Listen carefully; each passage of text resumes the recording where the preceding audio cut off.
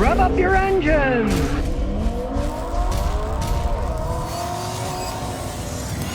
Today, by popular demand, I'm going to talk about 5 cars that are sold in the United States that I feel shouldn't be sold here. Now, the first of these 5 terrible cars is the Fiat 500. Now, in 1983, Fiat left the American market, and as far as I'm concerned, they should have stayed away.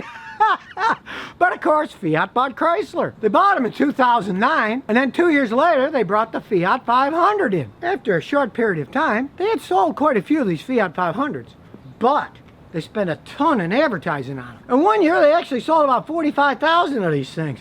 But the last year I checked, hey, they sold less than 4,000 of them for a whole year. The original Fiat 500 had a 13 horsepower engine and it could go 53 miles an hour top speed. It was a drive around city Italian car, so you could drive around Rome and stuff where there's no parking spaces. Now granted, the modern Fiat 500 has a 101 horsepower engine, but for the American market, hey, underpowered, and they're tiny little cars. But they're not well-built tiny little cars. I always laughed when they had all those ads on TV and they said, they show the Fiat 500s like they're leaving Italy and they drive under the ocean, they come up on the shores of the United States.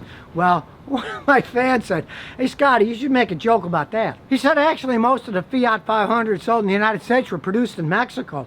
So they should have them floating over the Rio Grande on inner tubes or something. I thought that was a pretty good comment. But really, there were poorly made vehicles. My customers with them, they had engines blow up. They had transmission failures. They had cooling system failures. They weren't well-made cars. You watch a bunch of them going around, they don't run right half the time. You see them smoking out the exhaust. They're just not that well-made vehicles. When you can get smaller Toyotas or Hondas, why would you pay the same kind of money for this stupid little Fiat 500? Take one ride and it's like, oh, this thing rides horrible. I'm going back in my Lexus. As far as I'm concerned, they failed again. From what I've read, Fiat is even thinking about taking all their Fiat brands out of the United States again and just sell the Fiat/Chrysler versions that have Fiat engines and transmissions in them, but not the name Fiat itself. And I agree, take them all away. Another car that they shouldn't sell in the United States is the Mitsubishi Mirage. There's something for you, the name Mirage. It's kind of telling you the car is a mirage of a good car, not the real thing. And now in 2019, they still call it the Mitsubishi Mirage. And really, they're cheaply made cars. Realize when they call them Dodge Colts, they were a cheaper to buy car too. You kind of knew what you're getting. You paid a lot less, and for a runaround car, they could be okay, but they were a typical Mitsubishi product. Mitsubishi has always made cheaper engine parts. I remember over the years, tons of my customers who bought Mitsubishis, they got to be older, they started burning oil like mad. Some of them plumes of smoke came out. They just put cheaper piston rings into things. You'd think something as critical as the piston rings, which aren't that expensive, would be well made, but no, they made them bad, so tons of them turned into giant oil burners. And the 2019 model, the Mitsubishi Mirage, it's only got 78 horsepower. There are plenty better built cars out there for the price of one of those. Sure, they're a bottom line car, but there's a lot better stuff out there. I just wish they stopped selling those things myself. Historically, they haven't been great cars, and they really aren't improved all that much. I'd stay away. The next vehicle I wish that they didn't sell in the United States is the Jeep Compass. The compact SUV that Jeep decided to start building in 2007. Originally, the Compasses were made in Illinois, but of course, now all the production for the American and the European versions come from Mexico.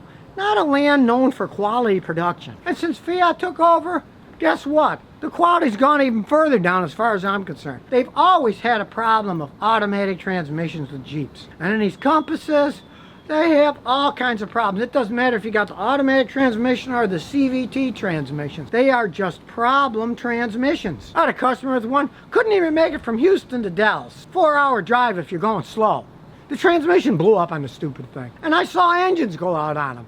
They just don't have the quality. They're using the name Jeep, and they're making a cheap vehicle, making it smaller, and trying to sell it to cover a whole market of things that really, I don't think they should have got involved in the first place. They should stop selling them in the United States. The quality of these things that are made in Mexico, not too good. Now, the next vehicle I wish they didn't sell in the United States is a Nissan Altima. Decades ago, the Nissan Altimas were solid, reliable transportation cars. Back in the 90s, I had customers.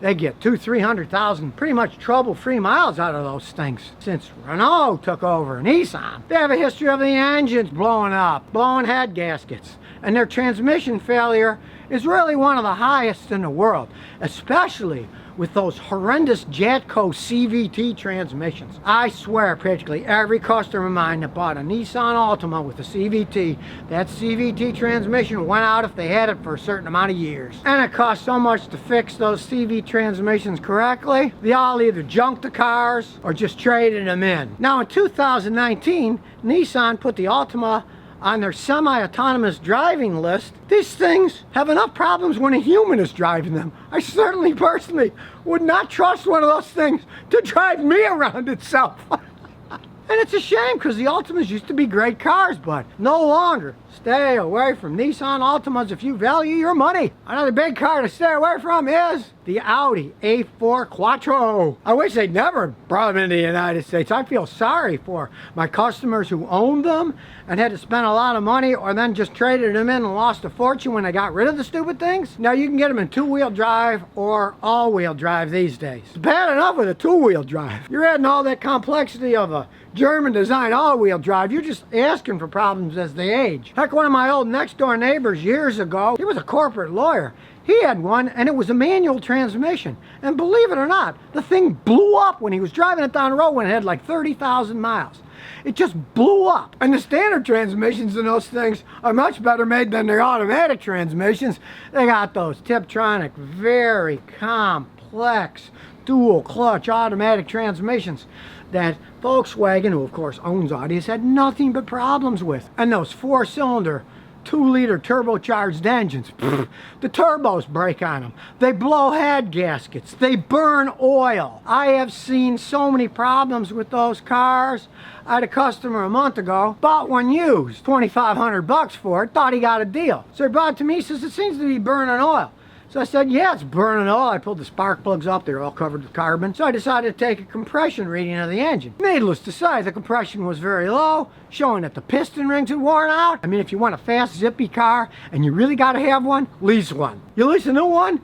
The repairs are on them. It's under warranty. You know exactly how much money you're going to lose. Because if you actually bought one and then sold it when it was 3 or 4 years old, you would lose tons more money than you would if you had just leased the car, because their values plummet like a rock going down Niagara Falls. The GDI high pressure fuel pump, those gasoline direct injection, they're notorious for failing and causing a lot of hesitation in them. They just are not very well built vehicles. And their list price for 2019, $37,400.